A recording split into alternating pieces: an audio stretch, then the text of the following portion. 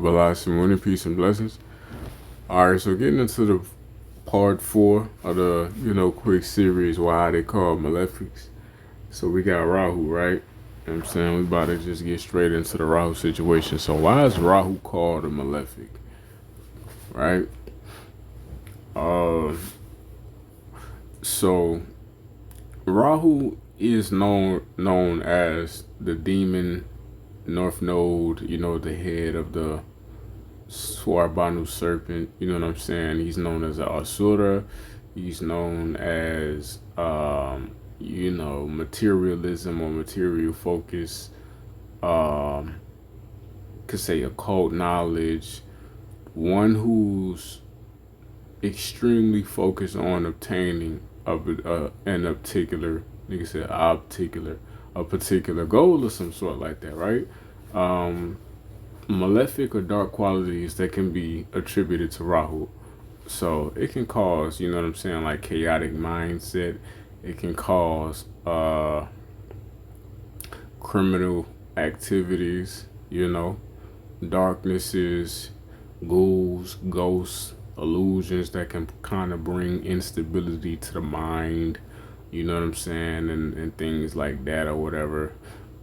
Possessions, hauntings, what else? Poisons, insatiable desires, intense desires, greed, carnality.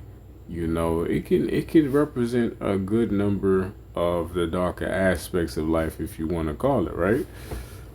So I get why the malefic label, I guess, is placed on Rahu, right? Rahu's a hustler as well, you know what I'm saying? He's definitely a go-getter. He's definitely someone who's definitely constantly putting in work and action to obtain a particular desire. So I can understand the malefic label to some degree with the Rahu situation, but is Rahu purely malefic? Is it only malefic? And I'm here to tell you, no, it is not. You know what I'm saying? Rahu isn't just some evil demon guy. You feel me? Who just wants darkness for all things everywhere, right? That's not the story of Rahu. You know what I'm saying? Rahu actually provides a great deal of benefit, and Rahu is actually a necessary part of breaking the cycle of birth and rebirth, right? The cycle of getting stuck in the incarnation process, right? Rahu is an important part of that. You feel me? Rahu represents going against rule or going against structure. Now that sounds like a bad thing automatically, like off the top of the head, but if you think about it, all rules and all structures, all government systems, especially in today's day and age, are not necessarily systems or structures to abide by. You feel me? The main reason so much of poverty is perpetuated on this planet, you know what I'm saying? So much sex trafficking is just pushed to the side, or homeless people are just ignored, or so many different injustices happening in corporate space and the Epstein files, and you know what I'm saying? The Asian or the Chinese people are listening in to the American phone calls and pretty much have all your data and whatnot. And so the reason why so many different injustices and forms of criminality are perpetuated on the planet, to be honest, one, Rahu is that's Rahu type of energy, the criminality that is Rahu, but at the same time, because we the people don't have, strong enough Rahus as a collective, right? We don't buck against the system, you know what I'm saying? As a general collective, right? Most people don't question, most people don't rise to the occasion, most people don't rebel, most people don't say enough is enough, you know what I'm saying? You don't want to be a part of the surveillance state. You don't want to get the nigga stupid, the Jabberwocky, right? Or you don't want to get the Neuralink. You don't want to put the microchip in your asshole that's going to pretty much monitor your whole biological process and turn you into a fucking R2D2 of some sort, right? Uh, Rahu gives the ability to go against the grain, to go against the rule. So just like in the story of Swarbanu, you know what I'm saying? Like when Lord Vishnu turned into the Mohini avatar, all of the demons were mesmerized. All of the demons were pretty much captivated by her attractiveness. But Rahu, he saw through the illusion. He went against the grain. He said, "Fuck that! I'm not falling for that. I'm not giving in to the illusion, the fakery, the bullshit. I'm doing what I came here to do." So that factor of Rahu definitely leads to liberation from darkness in the self same manner. You know what I'm saying? So it's crazy.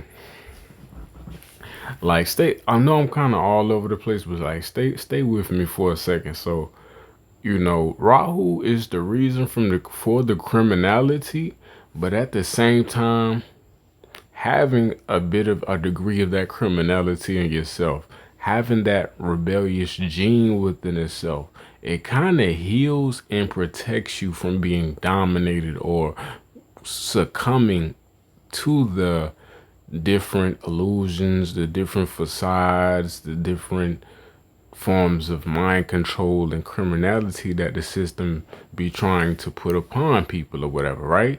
Having a bit of that darkness or that criminal, that dark mindset, you know what I'm saying? It's kind of like a vaccine, or it's kind of like, you know what I'm saying? Snake venom is poisonous, but snake venom can also heal and cure. You know what I'm saying? Nigga said snake. Snake venom can also be administered to an individual as a medicine of some sort, right? So it's that type of thing, if it makes sense. It's like on the one hand, it can be used for bad, but at the same time, you also need this thing sometimes for it to be used for good. So again, the rebellious factor, the factor to go against the law, you know, sometimes is exactly what frees the society and liberates the society and heals the society or the individual, which is why Rahu has the nakshatra in Aquarius, which is Shatabishak, you know what I'm saying, which represents the 100 healers. Aquarius as a sign itself is like Prometheus. It's like Prometheus rebelled against the orders or the rule structures of the gods and decided to provide, fire to humanity, which pretty much upgraded our intelligence, our knowledge and wisdom, spiritual experience and capabilities, and allow us to pretty much quantum leap from the primitive state or whatever. What Prometheus did was not wrong at all. It wasn't evil. It was unrighteous, but the rules, the codes, the statutes, the current system gridlock that existed at that particular time, you feel me? It was wrong. It was corrupt, but it was law. But Prometheus went against it, and he definitely had to, suffer in his own way for doing that. But all in all, he still had the courage and the bravery to go against it and to defy it. So being defiant, you know what I'm saying? Being rebellious for the right cause. That's the sign of a positive Rahu. It often makes me think about Tupac Shakur. Like he had a Mars exalted conjunct Rahu, you know what I'm saying, in Capricorn. And it's like he definitely was a rebellious individual. He definitely was somebody who went against the system or the systematic powers of corruption and, the powers of corruption in the music industry. You feel me? He definitely called shit like it was. You know what I'm saying? He definitely pointed out certain personalities and certain names, and he was fearless. He was brave. You know what I'm saying? He knew the consequences. He knew the potential consequences of him having to go through certain situations and even being murdered as he was, right? He knew it, but he didn't care. He understood, he saw through the illusion. He saw through the trap. He saw through the systematic gridlock, and his Rahu was strong enough, especially being with an exalted planet, to allow him to go against the grain, to rebel for the right cause. You know what I'm saying? To see through the deception.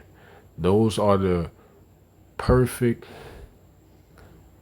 benefic markers of Rahu. You know what I'm saying? And what else?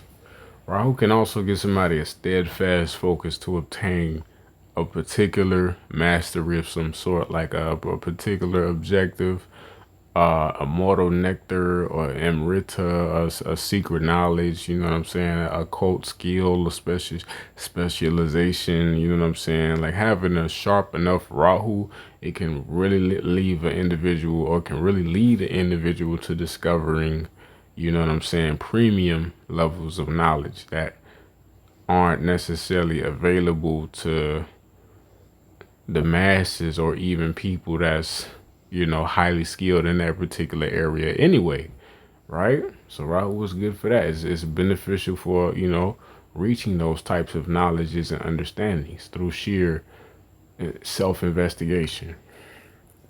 You know what I'm saying? Just self-focus. Rahu, Ravana, was like a good representation of Rahu.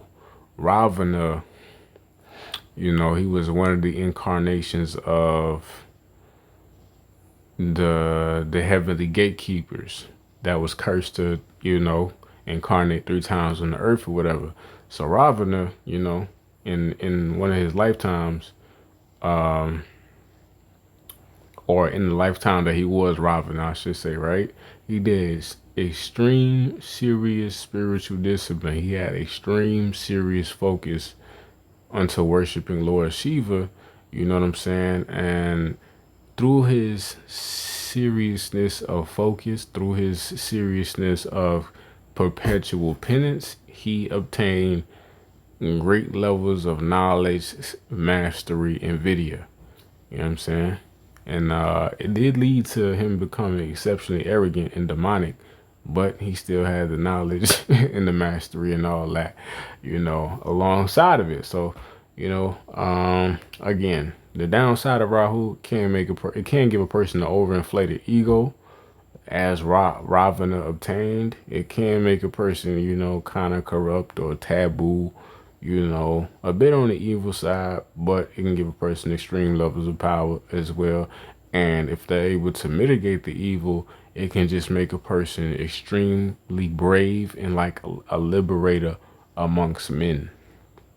You know what I'm saying? Rahu is the co-ruler of Aquarius, and Aquarius is a liberator of society. You know what I'm saying? Aquarius upgrades the society. It's like it is about gifts and it is about fame, but Aquarius is not a sign that really lives for itself. Aquarius is really the society sign, and really about, you know what I'm saying, uplifting the culture and all that type of shit. But yeah, Rahu has that potentiality and that factor about itself. It's about advancement. You know, Rahu represents advancement, scientific advancement as well. You know what I'm saying?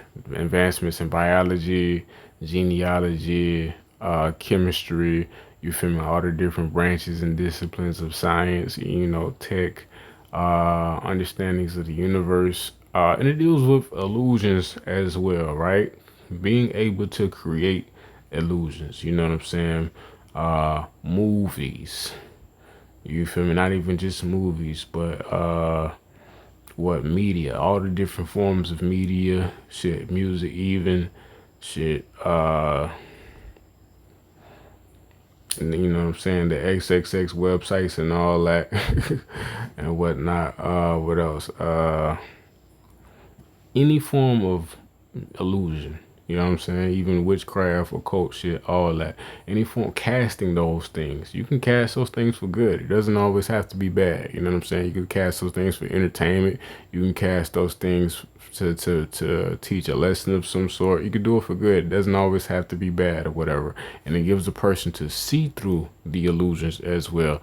So Rahu, it's not totally malefic in its own sense. It does have some malefic qualities, but it does have a good number of benefic qualities as well. It really just depends upon the situation of Rahu within your own personal chart and how you take advantage of it. But yeah, Balassi.